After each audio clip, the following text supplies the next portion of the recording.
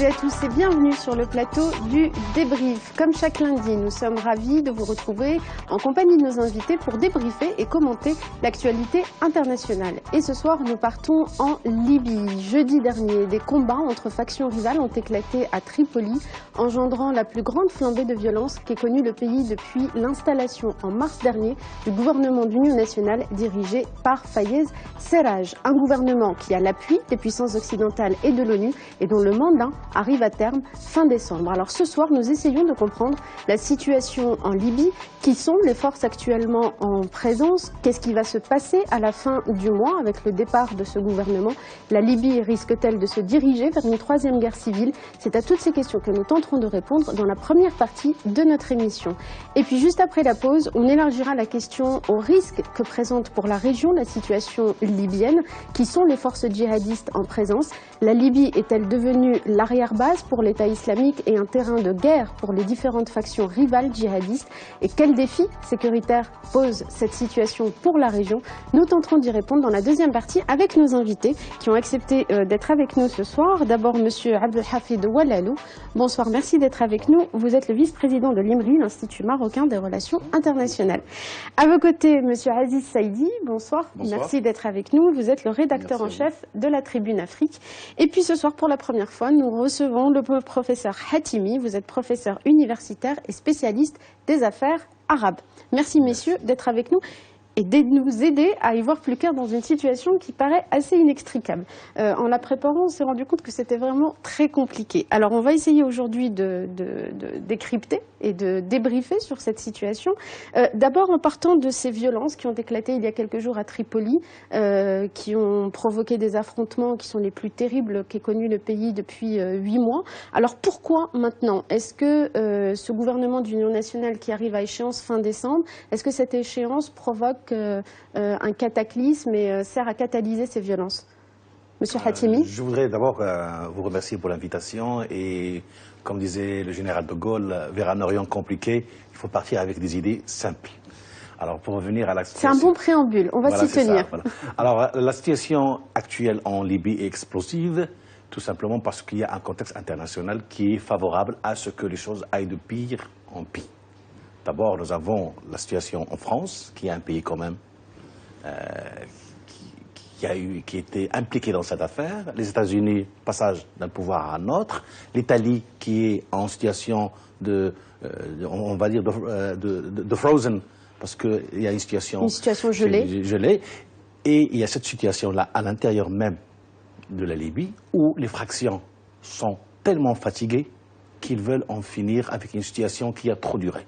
Oui, parce que depuis 5 ans, le pays n'en finit pas de se fragmenter. Voilà, il y a un vide politique, un gouvernement qui n'arrive pas à prendre des décisions graves, sérieuses, et que les guerriers sont fatigués, donc ils veulent en finir. C'est pour cette raison-là que la violence est arrivée à Tripoli. Il y avait toujours eu de la violence à Tripoli, mais cette fois-ci, ça a pris des proportions inattendues et trop explosives pour que nous, les Marocains, nous devons de plus en plus être attentifs à ce qui se passe, parce que la Libye, c'est un pays voisin, c'est juste à côté, ce n'est pas la Syrie, et il y a des implications de ce qui se passe en Libye sur le Maroc, surtout depuis que le Maroc a une politique régionale très ambitieuse. C'est ce que nous verrons dans la deuxième partie. Monsieur Oualalou, un mot sur la situation actuelle et puis pourquoi cette violence aujourd'hui à Tripoli? Oui, je voudrais quand même commencer par la conclusion. La Libye est une poudrière actuellement. D'après les données que nous avons, nous sommes devant une guerre civile qui est partie essentiellement depuis 2014. Bon, bien sûr, la chronologie des événements sont connus, avec 42 ans de règne de Kadhafi. Le 17 février, c'est la révolte à Benghazi, la chute de Kadhafi en octobre.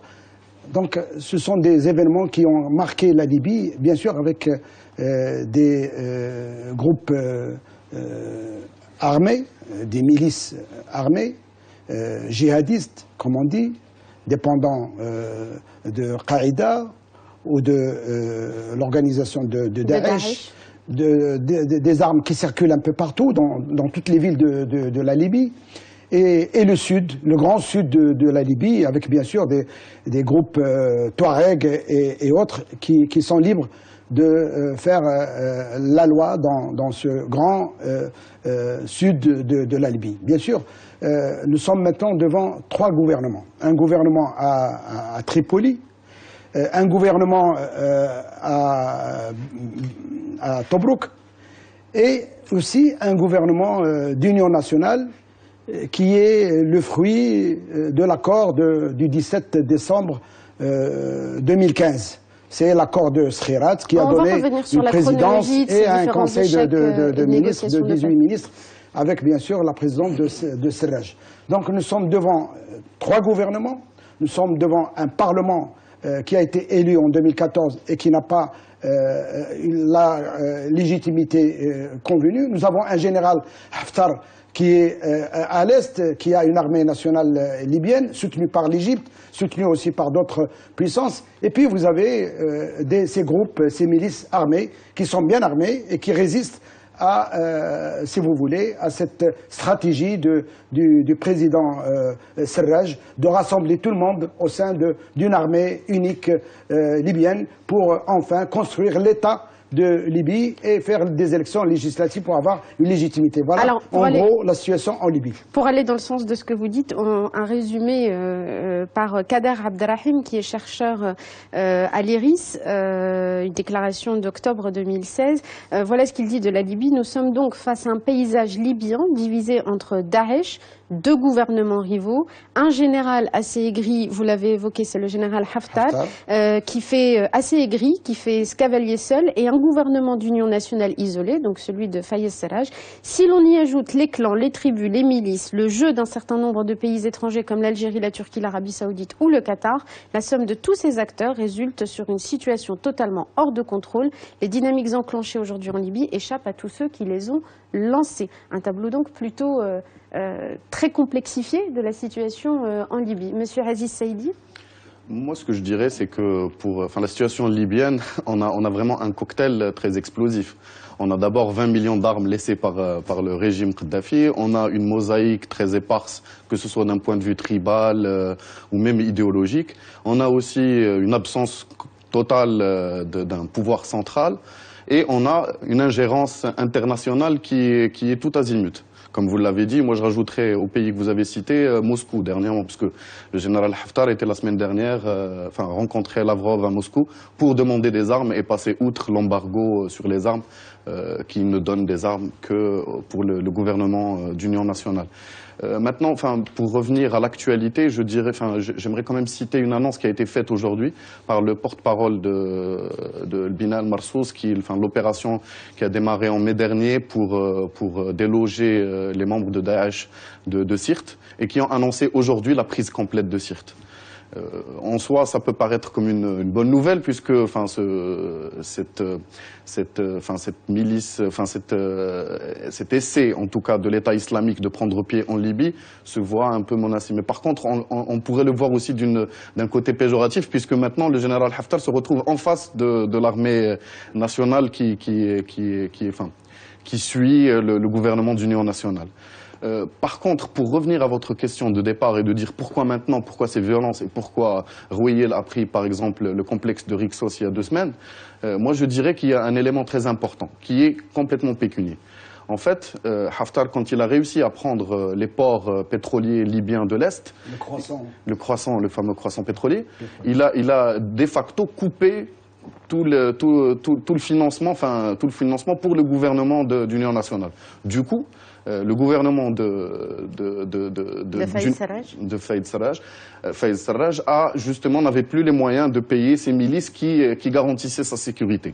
Ce qui a fait que... Mais, pardon, est-ce que ça, c'est déjà pas un problème? C'est-à-dire un gouvernement d'union nationale qui est protégé par des milices et non pas par une armée nationale. Est-ce que ça, déjà, c'est pas une faiblesse qui explique aussi la situation? C'est une faiblesse, c'est non seulement une faiblesse, mais c'est un péché capital.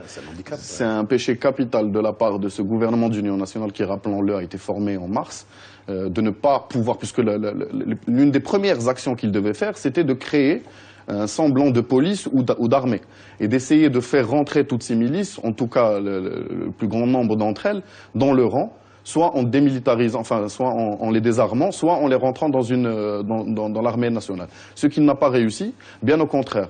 Et enfin, il y a d'autres. Enfin, moi, je suis pas là pour attaquer le gouvernement d'union nationale, mais je suis là pour faire quand même un constat d'échec par rapport à son action. On est tous là pour décrypter Absolument. et comprendre la situation. On se doit de faire le constat qui s'impose et qui est celui d'un constat d'échec. Au bout de 8 mois maintenant qu'il est au pouvoir. Un semblant de pouvoir, il n'a pas réussi justement à asseoir son assise. Et même les factions qui l'ont soutenu, même les factions qui l'ont soutenu, elles le faisaient pour se donner une légitimité internationale et pour rentrer dans le circuit officiel. Et dès lors qu'elle ne se retrouvait plus dans des raisons objectives de le suivre, il n'a aucune emprise sur eux. Il faut dire que le gouvernement d'union nationale, présidé par Serraj, est soutenu essentiellement par les États-Unis, qui bombardent chaque jour toutes les positions détenues par les milices armées djihadistes, comme on dit. Et l'exemple est donné par la ville de Sirte, où il y a une grande résistance de ces milices armées, alors qu'il y a des forces armées soutenues par les États-Unis. Et il ne faut pas oublier aussi la France qui bombarde de temps en temps. Et il ne faut pas oublier l'Italie qui est très concernée par cette situation où il n'y a pas de sécurité ni de stabilité politique. Et que Sirte est à 300 km des frontières italiennes, donc de l'Europe, donc de la rive nord de la Méditerranée. Donc c'est une situation très complexe qui fait que tout le monde est intéressé, tout le monde est concerné, et chacun de ces intervenants cherche un appui de l'extérieur, bien sûr en attendant une résolution du Conseil de sécurité de l'ONU pour avoir une intervention. Cette intervention n'a pas eu l'unanimité de toutes ces forces, y compris les Nations Unies, qui demandent à ce que cette intervention militaire étrangère soit demandée par un gouvernement légitime libyen. Alors, aujourd'hui, elle est exclue. Je vous donne juste cette intervention de John Kerry, le secrétaire d'État américain, le 2 décembre dernier, à Rome, donc il y a quelques jours, au moment où ces violences éclataient. Voici ses propos. Nos outils sont la diplomatie et nous n'examinons aucune autre option. Il y a eu un changement significatif au cours des derniers mois dans les efforts diplomatiques pour faire venir le général Haftar et le gouvernement d'union nationale à Tripoli à la table des négociations. Donc toute autre option semble pour le moment exclue. Monsieur Saïdi, vous vouliez réagir? Ensuite, je vous donne la parole. C'est toujours à l'ordre du jour, l'intervention étrangère. C'est toujours à l'ordre du jour. Monsieur Saïdi. Quand est-ce que ça, c'est... En tout cas, moi, ce que je voulais rajouter, c'était aussi le double jeu de la Grande-Bretagne, qui soutient aussi bien le gouvernement d'union nationale pour atteindre Sirte avec les Américains, mais aussi le général Haftar avec les Français. Donc il y a un double jeu, et d'ailleurs il y a eu un rapport en octobre, je pense, le mois dernier, un rapport du Parlement britannique qui a mis en cause... En septembre dernier. En septembre, voilà. Donc qui a mis en cause l'action initiale qui a débouché sur ce chaos. Parce que pour moi, il faudrait... David Cameron, d'abord. Absolument, sur David Cameron. Et je pense qu'il faut revenir sur l'origine l'ouverture de cette boîte de Pandore libyenne, qui a commencé justement par cette intervention internationale qui a été mal calculée, qui était peut-être précipitée, qui était en tout cas, on n'avait pas des scénarios d'après intervention. Et ça c'est vraiment, pour moi c'est le péché originel. Alors, je voulais rebondir juste là parce que dans une interview accordée par le président Obama, je ne sais pas à quelle télévision américaine, il avait vraiment, franchement, avoué que parmi ses plus grossières erreurs, c'était qu'il n'avait pas préparé l'après-Kadhafi. Ce qui a achevé. Et dans sa lancée, il a lancé un pseudo-blâme ou un blâme à David Cameron, lui disant que la Grande-Bretagne, étant une grande puissance, avec tout son héritage historique, devrait intervenir dans une région pour sauver l'Europe et sauver la situation au Maghreb. Et c'est très révélateur comme aveu ou comme d'échec que la communauté internationale n'arrive pas à arrêter la violence. Pour revenir à une attaque internationale, la question se pose, pourquoi faire? Parce que pour qu'il y ait une action internationale, on devrait d'abord fixer et les moyens et les objectifs. Mais on ne peut pas. Vous savez, en Libye actuellement, d'après les statistiques les plus proches de la réalité. Il y a 1700 fractions. 1700 fractions qui va du crépuscule jusqu'à le Kataïb. Et il y a des bandits, il y a un peu de tout. Comment concilier ces gens qui n'ont en commun qu'une seule chose, c'est la haine de Kadhafi. Mais à part ça, ils n'ont rien, ni sur le plan idéologique, ni sur le plan tribal, ni sur le plan même quartier par quartier. Mais qu'est-ce que ça veut dire? On parle d'un aveu d'échec. Est-ce que le fait que la réalité de la société libyenne aujourd'hui soit celle-là, ça veut dire qu'en fait c'est un pays fictif entre guillemets, pas sur le plan institutionnel, mais sur le plan de la société, de la constitution de la société, parce qu'apparemment il y a des clans. Est-ce qu'on a sous-estimé la composition anthropologique, sociologique de ce pays après l'offensive et que donc, en fait, on n'arrive pas à faire état? Monsieur Hatimi, le régime de Kadhafi, que nous connaissons très bien, parce que j'avais visité la Libye plusieurs fois. Donc je connais bien cette société libyenne. 42 ans de règne de Kadhafi, il y avait un vide autour de Kadhafi. C'était un régime militaire, d'accord, avec des comités populaires pour encadrer la population libyenne, les comités révolutionnaires pour tout ce qui est idéologique, et il y avait une armée bien structurée qui est basée sur les principes du tribalisme, et que chacun trouvait, disons, ce qu'il voulait de cette manne pétrolière qui est là, la richesse de la Libye. Donc il n'y avait pas une structure... Donc tout était relativement fragile, finalement. Il n'y avait pas une structure d'un État comme nous le connaissons un peu partout. Donc un État avec des institutions, avec une banque centrale qui est indépendante, avec un exécutif, avec un judiciaire, etc. Donc il n'y avait pas cet État libyen qui pouvait conduire à une, disons, une situation de pluralisme, comme c'est le cas au Maroc ou ailleurs. Donc après la chute de Kadhafi, bien sûr, avec les armes qui étaient là, un grand stock d'armes achetées par Kadhafi, parce que et on n'a pas désarmé les forces en présence. Donc tout le monde se servait pour faire ce qu'il voulait dans toutes les villes de la Libye, sans parler du sud, qui échappait, bien sûr, à soi-disant une certaine organisation militaire. Donc tout le monde trouvait son bonheur dans cette anarchie, et cette anarchie a été condamnée par Obama. Ça a été dit par Monsieur Hatimi. Donc Obama avait critiqué Sarkozy, qui était président de la République, David Cameron, Premier ministre des Britanniques, et qu'il disait que ces bombardements de l'aviation française, britannique, puis par la suite par l'OTAN, avait conduit à un chaos et une anarchie dans toute la Libye. Ça a été aussi condamné par M. Poutine, puisque comprendre pourquoi la Russie actuellement soutient le régime de Damas, c'est parce qu'il y avait cette intervention française et britannique en Libye, et que M. Poutine leur dit « Vous n'avez pas prévu l'après-Kadhafi, donc je ne peux pas vous soutenir en Syrie, parce qu'il n'y a pas de stratégie après Bachar en Syrie.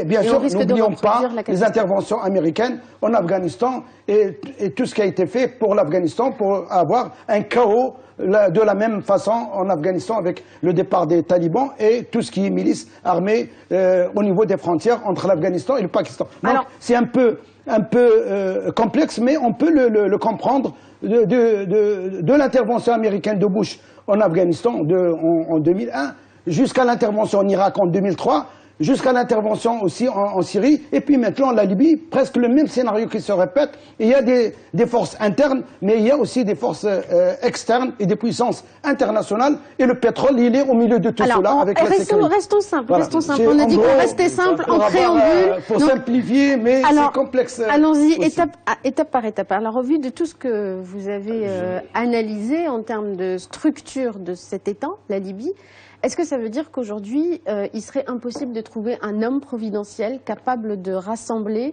et capable de diriger, en tous les cas, ou d'arriver à un processus de pacification de ce pays? Les sociologues qui se sont intéressés à la Libye sont arrivés unanimement à une conclusion, c'est que la Libye, c'est un non-État, un non-state, dans le sens où, d'abord, le processus qui a amené à ce que le tribalisme s'amenuise au Maroc, en Tunisie, en Algérie, n'a pas eu le même effet. parce que les Italiens n'ont pas fait l'effort qu'il fallait, enfin, la modernisation. Ce qui fait la société sur laquelle M. Kadhafi avait régné pendant 42 ans était une société tribale. Mais tout en clamant qu'il voulait créer une nation nouvelle, il n'a fait que enraciner le tribalisme, puisque tout était partagé selon les tribus. Je ne sais pas si Kadhafi réfléchissait, pensait ce qu'il faisait, mais vraiment son génie, ça a été de vider la Libye de son essence, surtout les hommes politiques qui pouvaient prendre la relève après lui. Je ne sais pas s'il a fait exprès ou ça a été venu naturellement, ce qui fait qu'actuellement la Libye manque d'hommes capables de gérer la situation. Qu'est-ce qu'un homme capable de gérer? On sait que la transition exige un homme fort, capable de prendre des décisions. Or, tous ceux qui ont gouverné depuis 2011 jusqu'à maintenant sont incapables, puisqu'ils doivent compter avec tellement de divisions. Et je pense que la Libye aura vraiment, enfin à mon avis, une dizaine d'années avant de trouver un homme capable de gérer cette situation. Alors, est-ce que ça veut dire, pour répondre à la question qu'on voulait traiter dans cette première partie, qu'on risque d'aller vers une troisième guerre civile à la fin décembre et après la fin du mandat de Fayez Sarraj et de son gouvernement? Je pense que la guerre civile est déjà en cours. Mais par contre, juste pour rebondir sur ce que disait Sey Hatimi, il y a l'ironie du sort, c'est que maintenant on parle de Saif al-Islam comme homme providentiel. C'est tellement, ça veut dire que personne ne représente cette carrure de chef d'État qui pourrait incarner la Libye. On n'est pas sorti de la personnification du pouvoir en Libye. Absolument, et même pire que ça, puisque, ce qu'il faut dire, c'est que à la veille de la chute du régime de Kadhafi, on a ouvert les portes des prisons. Il y a eu des bandits de grand chemin qui ont pris les armes aussi, qui sont devenus des héros. Et en plus, on s'est retrouvé avec des révolutionnaires, entre guillemets, qui ont fait encore pire que leurs précédents geôliers, et que les Khadadfa, la tribu, puisque il faut le dire franchement, la Libye est organisée d'une manière complètement tribale. Et les Khadadfa qui sont justement autour de Sirte, c'est eux qui ont laissé l'État islamique prendre pied à Sirte, parce que c'était leur manière ultime de se défendre, parce qu'ils savaient que si Sirte était prise, des exactions de vengeance allaient être menées contre eux, contre tous ceux qui font partie de la tribu des Khadadfa. Et justement, c'est pour cela qu'il faut revenir à l'idée d'intervention internationale. Moi, j'ai l'impression, si cette intervention devait avoir lieu, qu'est-ce qu'elle viserait comme objectif? Parce qu'on a un nuancier de djihadistes, de radicalistes, de machin qui est très très large. Et on a des factions salafistes qui soutiennent le gouvernement d'union nationale, comme on a des factions qui n'ont rien d'idéologique qui soutiennent Haftar et vice-versa. Et il n'y a pas de nuancier clair pour dire ceux-là, ils sont dans ce camp et les autres, ils sont dans un autre camp, d'où la complexité et d'où l'impossibilité d'une lecture limpide et simple de la situation libyenne.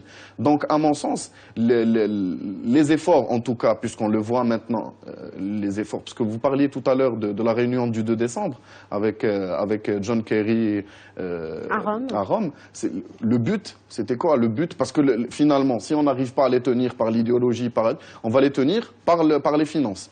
Donc le but de cette réunion, c'était de créer une instance d'investissement et d'économie qui chapeauterait et la Banque centrale et la Société nationale de pétrole pour pouvoir donner au moins une assise économique à ce gouvernement d'union nationale. Or, on l'a vu, tout de suite après, la Banque centrale elle s'est défaussée de cette initiative, la Société nationale de pétrole, pareil.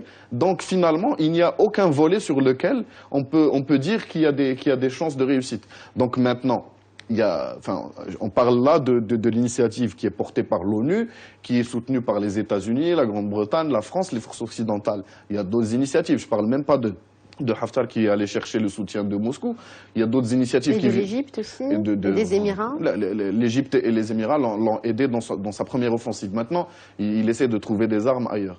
Il y a d'autres initiatives qui sont prises. Il y a l'initiative au sein de l'Union européenne qui est menée par Denis Sassou Nguesso, le président congolais, qui lui aussi dit, puisque la Libye est un problème africain, il faudrait que les Africains soient mêlés à la solution.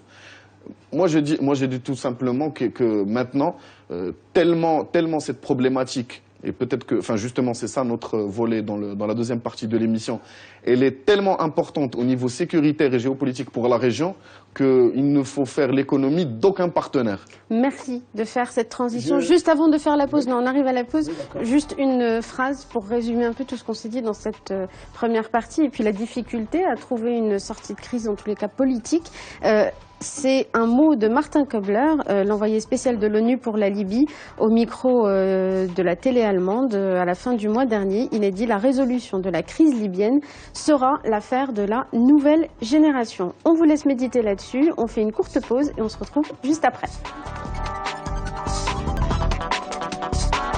De retour donc sur le plateau du débrief, on continue à commenter et à décrypter la situation en Libye, avec dans cette deuxième partie la question que vous évoquiez juste avant qu'on fasse la pause, Monsieur Saïdi, celle des risques pour la région et de la responsabilité notamment du Maroc et de ses voisins dans la gestion de cette crise pour limiter ces risques. Juste une phrase du chercheur encore Kader Abderrahim, chercheur à l'IRIS, voilà ce qu'il dit pour alerter sur ces risques. Sur le terrain, la situation empire. Les Européens se rendent-ils compte que le pays danse sur un volcan? Si la Libye bascule dans une troisième guerre civile, il n'est pas à exclure que les pays environnants, Tunisie, Algérie, Égypte, Soudan, soient également impactés.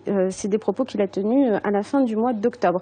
Monsieur Oualalou, vous vouliez réagir par rapport à ces risques sur la nécessité d'une intervention internationale. Oui, je reviens à cette possibilité, une éventuelle intervention étrangère décidée par les Nations Unies et demandée par le gouvernement légitime de Serraj. Serraj n'est pas, le président Serraj actuellement n'est pas contre toute intervention. Il est pour une aide logistique, technique, des Américains, mais aussi des autres puissances, qu'elles soient d'Italie, Grande-Bretagne, France, etc. Mais il doit avoir cette mission, cette intervention doit avoir 3 missions. La première, c'est désarmer tout ce qui est milice armée. C'est réaliste comme mission? Ça, c'est une mission qui n'est pas facile. Là, il faut l'utilisation de la violence, comme on dit. Deuxièmement, la réconciliation. Parce qu'avec ces 3 gouvernements, avec ces groupes djihadistes, avec les tribus, avec le général Haftar, qu'il ne faut pas oublier, donc il faut arriver à cette réconciliation, à ce dialogue entre les différentes fractions libyennes pour sortir la Libye de cette anarchie, de ce chaos et de cette guerre civile qui dure depuis 2014 exactement. Et puis l'économique, parce qu'il ne faut pas oublier que actuellement le pétrole libyen n'est pas exploité comme il l'était avant, parce qu'on est passé d'une exportation de 1 million, je donne un exemple, de 1 million de barils jusqu'à 30 000 barils. Donc il y a des sites, des raffineries de pétrole. Le croissant pétrolier est occupé par les forces du général Haftar. Donc il y a un problème d'économique pour reconstruire la société libyenne. Et tout le monde attend une stabilité politique pour investir et pour sortir la Libye de ce marasme économique. Donc je pense que, bien sûr, l'accord de Skhirat du 17 décembre 2015 avait ce genre d'objectif, c'est de réconcilier, c'est de construire l'État libyen sur des bases solides, c'est d'avoir des élections législatives pour un parlement élu, légitime, reconnu par tout le monde, et une présidence transitoire pour concrétiser cet accord de Skhirat.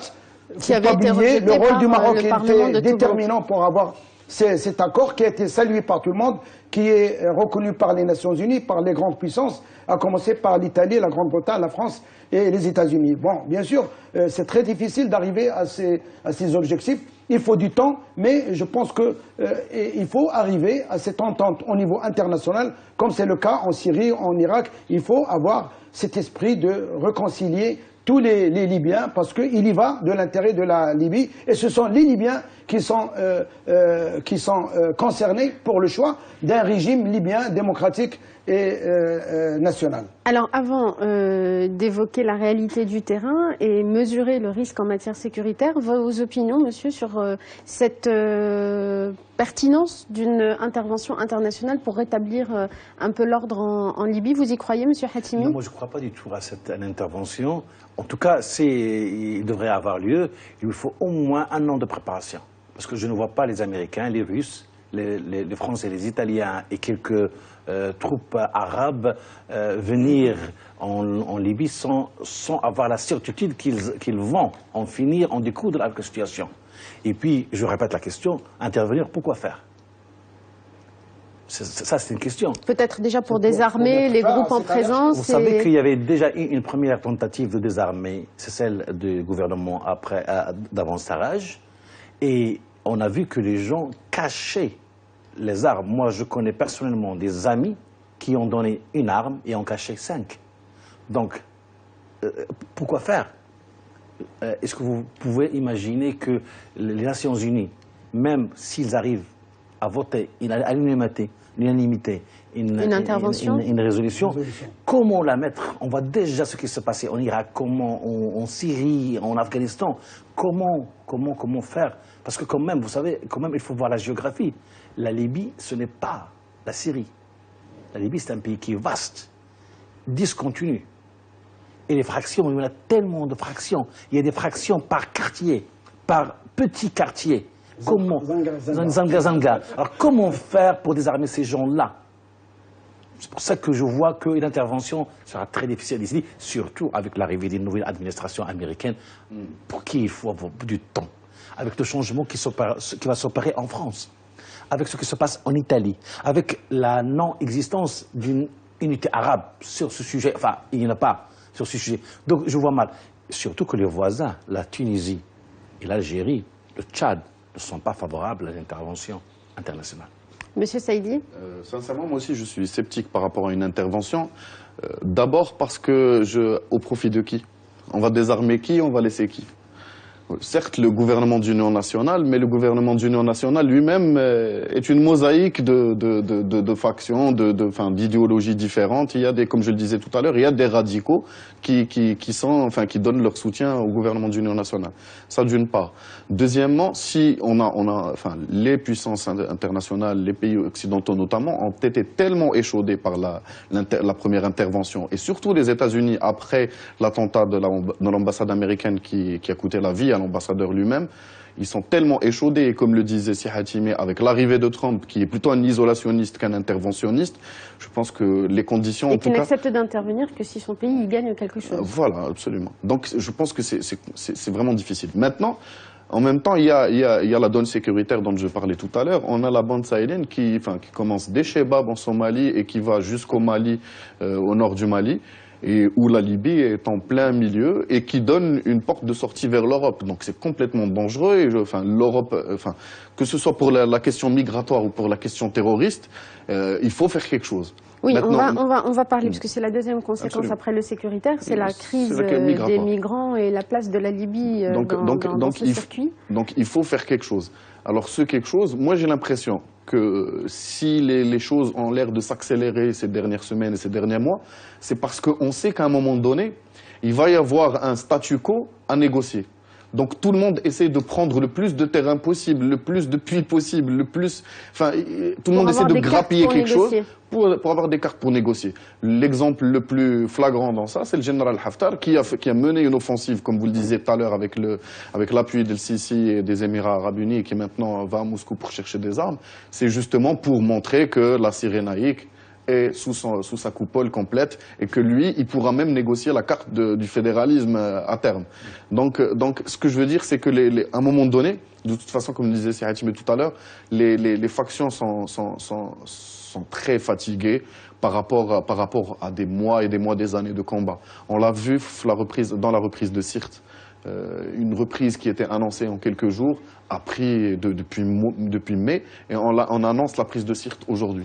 Ça veut dire beaucoup de mois. Pourquoi? Parce qu'on essayait d'avancer maison par maison, zanga par zanga, comme le disait tout à l'heure. Donc en fait, la situation est vraiment compliquée, mais la situation est aussi compliquée par le fait que les gens cherchent. On n'a pas l'impression que les factions en présence essaient de gagner la guerre ou la guerre civile. Elles essayent de compter dans cette guerre. Exactement. Elles essayent juste d'avoir un nom et d'être invité à une table de négociation potentielle. Alors justement, ça rejoint la question, pardon monsieur, parce qu'on avance dans les questions, est-ce que du coup ça veut dire que la Libye est devenue un terrain de guerre pour la renommée, pour l'appui international des différentes factions djihadistes aujourd'hui? Et si oui, lesquelles? Qui sont les grandes factions qui aujourd'hui s'affrontent? Il y a l'État islamique, il y a une résurgence d'AQMI aussi qui reprend vie. Alors, est-ce que la Libye, finalement, c'est pas d'abord un terrain de guerre entre des factions djihadistes? Monsieur Hatimi. Je voudrais préciser une chose, c'est que la Libye est une société très traditionnaliste. Et parce qu'il est traditionnaliste, elle reçoit très bien le discours islamiste.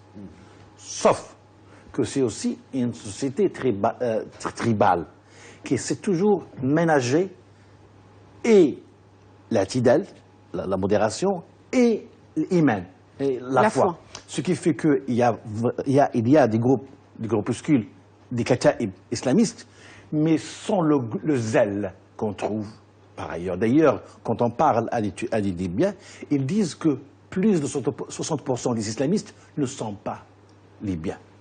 Deuxièmement, le nombre des islamistes reconnus en tant que tels et se revendiquant eux-mêmes comme tels ne dépasse pas les 2000 personnes.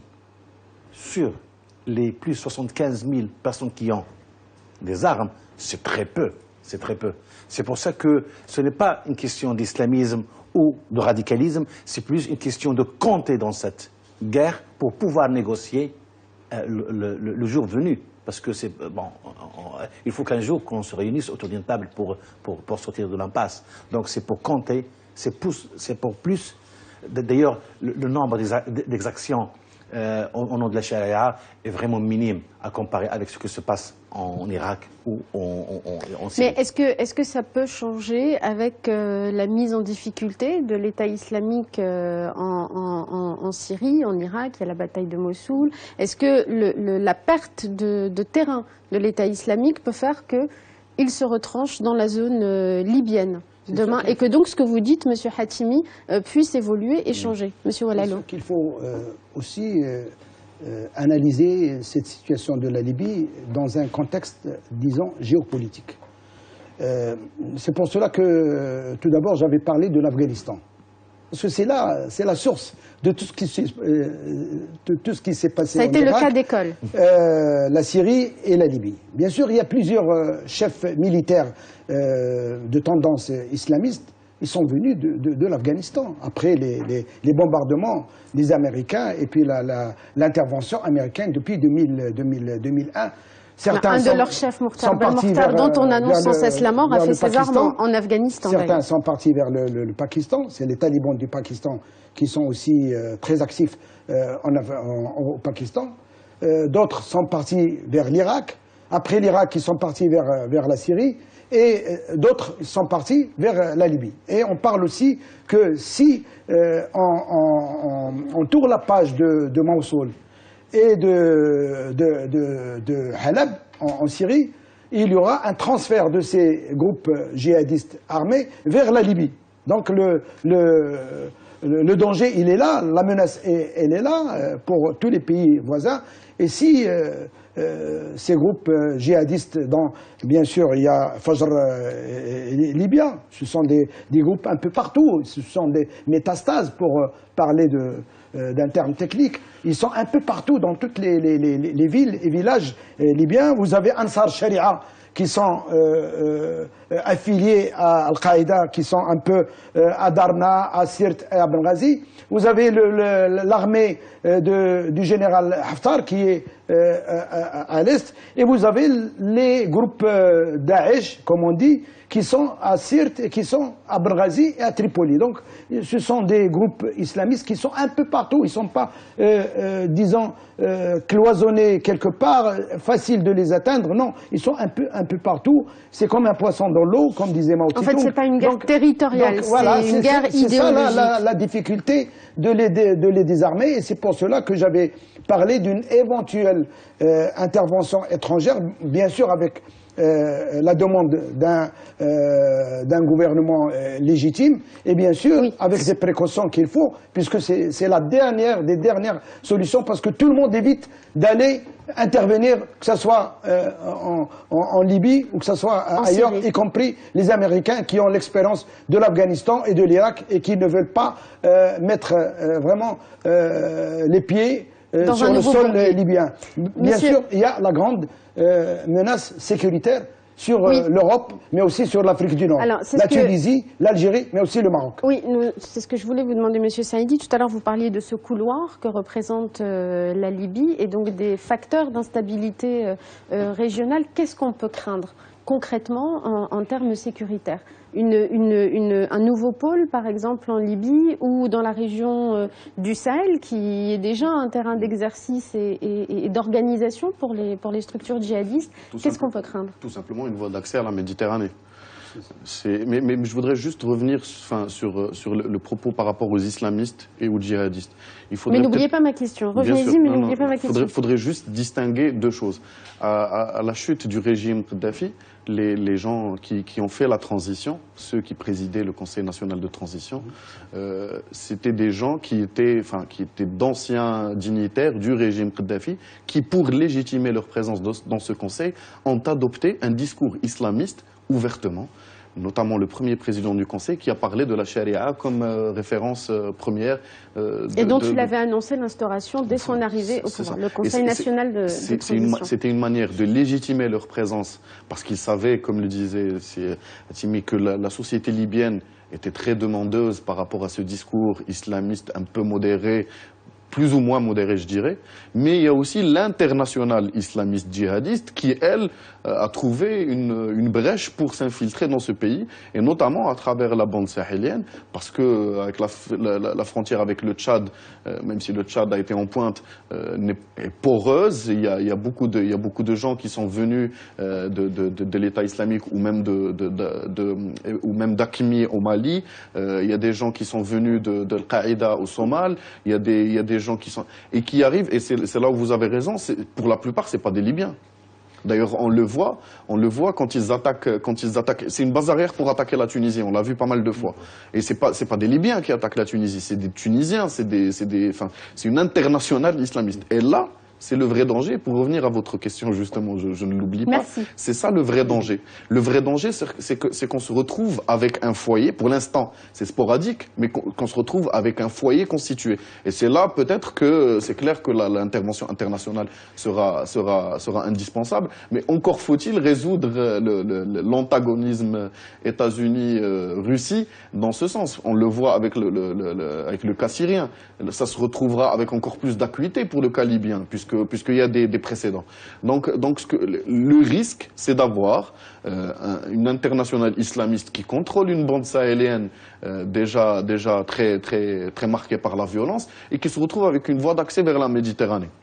On l'a vu, les accointances entre le djihadisme ou le terrorisme et la contrebande et les passeurs, elle est très fine. Beaucoup d'études de terrain montrent que ce sont d'abord des bandes de voyous qui se revendiquent de l'islamisme. Tout à l'heure, vous parliez de Mokhtar Belmokhtar. Est-ce que vous savez c'est quoi son surnom?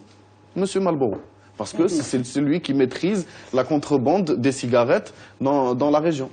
Donc elles sont très poreuses. Et donc là, l'Europe se retrouverait face à une fenêtre ouverte sur le terrorisme, sur la contrebande, sur la migration illégale, sur beaucoup de choses. Donc, c'est là qu'il faut vraiment trouver. Et je pense que, comme je le disais tout à l'heure, les factions essaient d'accélérer leurs actions parce qu'elles savent qu'à un moment donné, les choses devront s'arrêter et qu'il y aura un statu quo. Alors, ça, ce sont les défis qui se posent pour la région en matière sécuritaire. Maintenant, quelle réponse on peut apporter à ces défis? Quel type d'organisation? Le Maroc joue un rôle important dans la région du Sahel. Il est le relais notamment des États-Unis pour le contrôle de cette région. Est-ce qu'il ne faut pas une coopération régionale axée sur ce risque majeur, et quelle forme elle peut prendre, Monsieur Hatimi? Je voudrais rappeler que le Maroc est déjà engagé dans cette crise-là par la tenue à Skhirat de plusieurs rencontres solennelles. il faut imaginer qu'en parallèle, il y a des rencontres qui ne le sont pas du camp secret. Il faut dire aussi que l'Algérie, elle aussi, a entamé une série de rencontres avec les gens dignitaires pour les convaincre de mettre fin à cette crise. S'il y a une chose où la diplomatie marocaine et algérienne sont en concordance, ça montre que Algériens et Marocains, on peut se mettre d'accord pour résoudre des problèmes qui touchent à la sécurité. Puisque l'Algérie sait très bien, le Maroc sait très bien que d'un point de vue sécuritaire, la situation en Libye les concerne directement. Toute dérive sécuritaire en Libye, puisque celle qui serait fatale et pour l'Algérie, d'ailleurs on l'a vu sur le sud, et pour le Maroc à long terme. C'est pour ça, d'ailleurs la Tunisie, elle est pour toute action musclée qui mettrait le ballon dans le camp des Libyens. Et ça, c'est vraiment quelque chose de très positif. Monsieur Oualalo. Alors, le grand défi actuel, ce sont les réfugiés, les immigrés clandestins, et c'est surtout une menace pour la rive nord de la Méditerranée, à commencer par l'Italie. Comme je l'avais dit, c'est 300 km qui séparaient les côtes alors, libyennes juste lundi dernier, simplement lundi dernier, ce sont 1400 migrants partis de Libye à bord de 13 embarcations fragiles qui ont été secourus en mer. C'était il y a une semaine, 1400 personnes. Bon, il y a bien sûr le trafic des vies humaines. Il y a un trafic très organisé. Un grand trafic bien organisé. Et c'est pour cela que les Italiens sont intervenus en 2013. Ce sont des opérations de surveillance en Méditerranée. L'Union européenne a aussi décidé ce genre d'opération de surveillance en Méditerranée. C'était en 2014. Bien sûr, il y avait l'aval des Nations Unies, mais il y avait aussi une condamnation de ce genre d'opération inhumaine, avec bien sûr le respect des droits de l'homme qui doit être garanti pour ces réfugiés. Et des réfugiés qui viennent de la Somalie, de l'Afghanistan, de l'Afrique subsaharienne, oui, de toute l'Afrique subsaharienne. Alors juste selon Human Rights Watch, en 2014, le marché des êtres humains était plus important que le trafic de pétrole. Oui, bien juste sûr, pour souligner ce fléau dont vous parlez. Et c'est pour cela que les Italiens, les Allemands parlaient de l'export de plus de 2 millions d'immigrés clandestins pour aller en Europe. Donc 2 millions de personnes, c'est quand même un gros problème pour les pays de l'Union européenne. Et on avait suivi le dossier des négociations entre la Turquie et les pays de l'Union européenne, et l'Allemagne, et les déclarations de Mme Merkel, et tout ce qui s'est passé en Allemagne, pour avoir une solution à ces immigrés qui venaient des Balkans, qui venaient de la Turquie. Maintenant, c'est une grande menace pour l'Europe. Et je pense que c'est pour cela qu'il y avait des négociations, d'abord en Italie, à Rome, à Alger, et puis à Rabat. Et heureusement qu'à Rabat, on est arrivé à cet accord du 17 décembre 2015. Et c'est grâce à la diplomatie marocaine pour essayer de rapprocher tous les points de vue entre les Libyens. 120 députés ont voté pour cet accord à Rabat. Il faut qu'on conclue. Je vous donne la parole, Monsieur Hatimi, parce que vous êtes plutôt optimiste sur la situation. Alors juste, on est donc à quelques semaines de l'échéance de ce nouveau gouvernement national. À quoi peut-on s'attendre dans les prochaines semaines? À une escalade de la violence? Non, moi je voudrais finir sur une note optimiste. Je suis historien, donc les grandes nations ne meurent jamais. Ils souffrent, mais elles rebondissent. D'abord, il faut que je vous rappelle que la violence, certes, il y en a, mais nous ne sommes pas dans la cas de figure de la Syrie. Il n'y a pas de bombardement aveugle, il n'y a pas de charnier, il n'y a pas de tuerie, dans le sens. Ça veut dire que la haine, elle existe, mais pas. Ensuite, on arrive à la fin, très rapidement. Le clivage n'est pas si grossier que ça. Ce qui fait qu'il y a des chances de rapprochement entre les protagonistes. Il suffit qu'il y ait de la bonne volonté. Et cette volonté viendra parce qu'il manque de l'argent en Libye. Les fonctionnaires ne sont pas payés.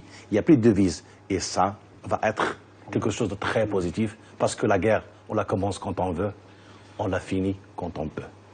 Merci beaucoup, Monsieur Hatimi, pour ce mot de la fin. Merci à vous, messieurs, d'avoir été avec nous. On n'a plus le temps, je suis désolée. Non, on doit conclure, je suis désolée. On aura l'occasion de revenir pour en parler. Merci d'avoir été avec nous ce soir. Merci à vous toutes et à vous tous de nous avoir suivis. Restez sur Médien TV dans un instant.